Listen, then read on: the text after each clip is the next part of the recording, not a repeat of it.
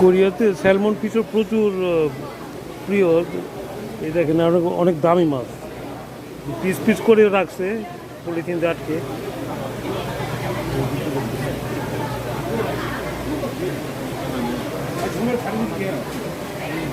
দেখেন কত ভিড় মাছের বাজারে, এবং এরা অনেক প্রজাতির সামুদ্রিক অনেক কিছু খায় যেগুলির নামও আমরা জানি না। ওই দেখেন কাঁকড়া, বিরাট বিশাল কাঁকড়া। এই কাঁকড়াটার অনেক দাম। ওই যে দেখেন $100 কম না এক একটা।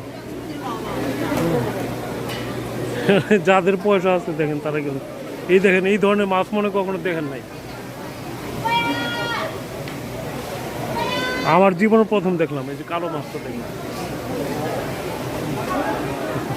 চমৎকার না? কোরিয়ান বাজারে আসলে শুধু ভিডিও করতে ইচ্ছা করে, দেখাতে ভিডিও দেখবো কি, এটাও চিন্তা করি। এই দেখেন কত বড়।